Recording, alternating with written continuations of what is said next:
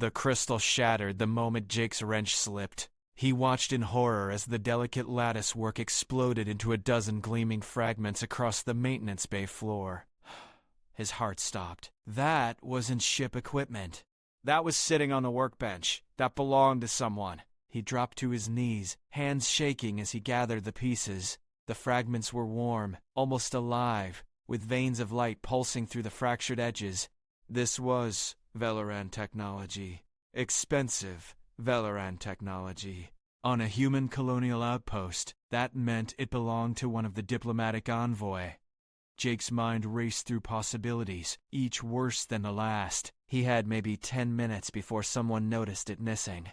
The pieces fit together like a puzzle, but several hairline fractures spider-webbed through the core. Any movement would split it apart again. His standard repair kit was useless for alien materials. Then his eyes landed on the roll of duct tape in his toolbox. His instructor's voice echoed in his memory. When precision fails, try persistence. Jake worked fast. He aligned each fragment with surgical care, then wrapped thin strips of tape around the seams. The silver adhesive looked obscene against the crystal's ethereal glow, but the structure held. He reinforced the base and gently set it back on the bench. It looked terrible. It looked alive. He'd done what he could. The door slid open 3 hours later. Princess Kira of the Veloran Empire stood in the doorway, her silver skin catching the overhead lights. Her 4 eyes fixed on the workbench, then narrowed to dangerous slits. Jake's stomach dropped as she crossed the room in 3 long strides and lifted the crystal. "What have you done?" Her voice was cold enough to freeze atmosphere. "This is my mother's memory keeper, 400 years of my family's history. Do you understand what you've destroyed, human?" Jake forced himself to meet her gaze. "I understand I broke something irreplaceable. I understand I'm probably going to lose my job and maybe face criminal charges. But I also understand that doing nothing would have guaranteed total loss. So I did something." Kira's hands trembled as she held the crystal up to the light. The duct tape glinted mockingly. "You desecrated a royal artifact with adhesive, with primitive chemical bonding. This is beyond insult." "I stabilized a failing structure with available materials," Jake said quietly. "The data inside was fragmenting. I could see the light patterns dying. I had minutes, not hours. I made a choice." She stared at him, 4 eyes blazing with fury and something else, something that looked like fear. "You cannot possibly understand what this contains." My mother's voice, her thoughts. "And you've wrapped it in trash. Then let your engineers look at it," Jake said. "If they can safely remove the repair and restore it properly, I'll accept whatever punishment you want. But I'm betting they'll tell you the same thing I'm telling you now. That crystal should be dust. Instead, it's whole." 2 Veloran engineers arrived within the hour. They examined Jake's work with instruments that hummed and clicked, their expressions growing more confused with each scan. The senior engineer finally looked up at Princess Kira, his face unreadable. "Highness, this should not exist. The fracture patterns indicate complete structural failure. The memory lattice should have cascaded into corruption within seconds." He touched one of the tape-wrapped seams gently. "This adhesive is holding the quantum matrix in alignment. Barely, but effectively. If we attempt to remove it, the entire structure will collapse." Kira's face went through several shades of silver. "You're telling me this human's repair is permanent? I'm telling you this human's repair is the only reason there's anything left to repair," the engineer said softly. "Without intervention, you'd be holding fragments of inert crystal. The memories would be gone." The room fell silent except for the hum of station systems. Jake watched Kira's shoulders begin to shake. When she spoke, her voice was barely a whisper. "I can never make it pristine again. I can never present it to my children as it was given to me. It will always bear the mark of this moment." Jake stepped forward carefully. "Your Highness, can I show you something?" He pulled out his wallet and extracted a faded photograph, its edges reinforced with clear tape, the surface scratched and worn. "My grandmother. She died when I was 7. This photo went through a house fire. It was curled and burned at the edges. My dad used tape and a scanner and every trick he knew to save it. It's not perfect, but it's her. And that matters more than perfection ever could. Kira looked at the battered photo, then at her crystal, then back at Jake. Your people fix things to keep them, not to restore them. We fix things because losing them is worse than accepting the scars, Jake said. Your mother's memories are still in there. Her voice, her presence. Maybe the crystal looks different now, but isn't that proof that you fought to keep her? Isn't that its own kind of honor? She was quiet for a long moment, running her fingers over the tape-wrapped surface.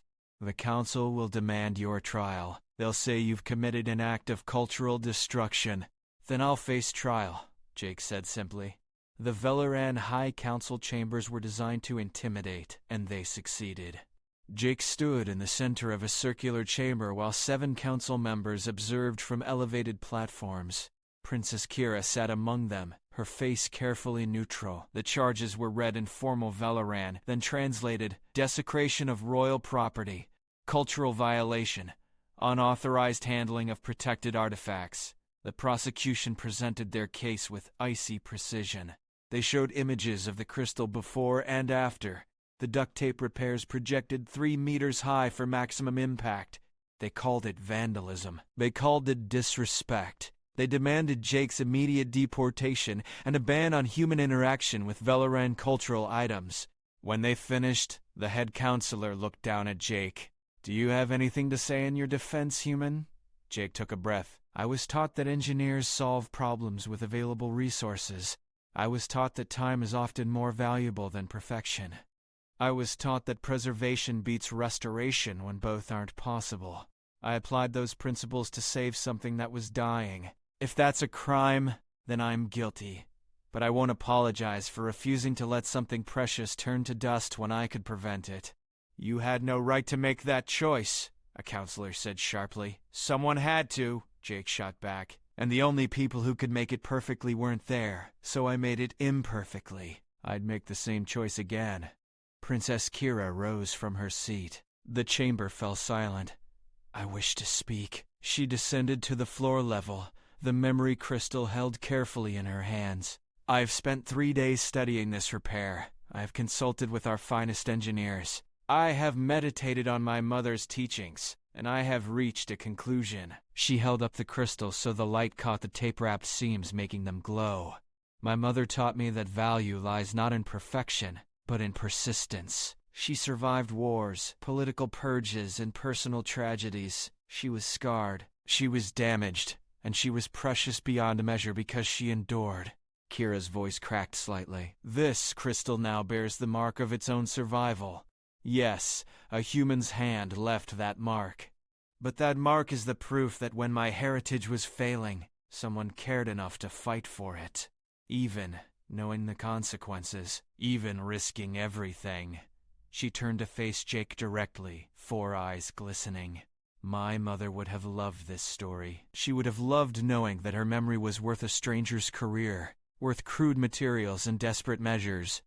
She taught me that broken things, mended things, survived things carry more truth than pristine things ever can. The head counselor leaned forward. Princess, are you defending this human? I am declaring that he saved what my own people had abandoned as lost, Kira said firmly. I am declaring that human ingenuity, however primitive it appears, has value we have been too proud to recognize. I am declaring that this repair is not desecration, but preservation of the highest order. Her voice rose with passion. And I am declaring that any society that punishes someone for choosing compassionate action over perfect protocol has lost sight of why we protect precious things in the first place. The silence that followed was absolute. Then the head counselor nodded slowly. The council will deliberate. They returned in less than an hour. The verdict was split but conclusive. Jake's actions, while technically violations of protocol, had resulted in preservation of irreplaceable cultural heritage. The charges were dismissed. Humanity's status as cultural partners was upheld, with new provisions for emergency preservation. As the chamber emptied, Kira approached Jake. Her hands were shaking as she held the crystal. "Thank you," she whispered. "Thank you for refusing to let her go."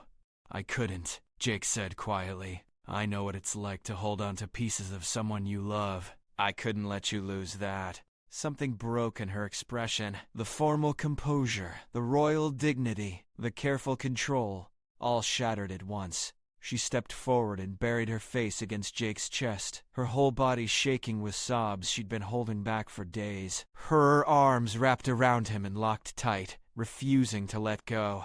Jake froze for a heartbeat, then carefully brought his arms up around her shoulders. Around them, the remaining council members and engineers stopped and stared. A Veloran princess embracing a human engineer. It was unprecedented. It was probably scandalous. It was real. "She's still here," Kira sobbed into his shirt. "Because of you, she's still here." "She was always here," Jake said softly, one hand gently patting her back the way his grandmother used to comfort him. "I just kept the pieces together long enough for you to find her again." They stood there in the empty council chamber, the memory crystal pressed between them, its duct-tape scars catching the light. Outside, two civilizations continued their careful diplomatic dance. But in that moment, in that embrace, something simpler and truer had already bridged the gap.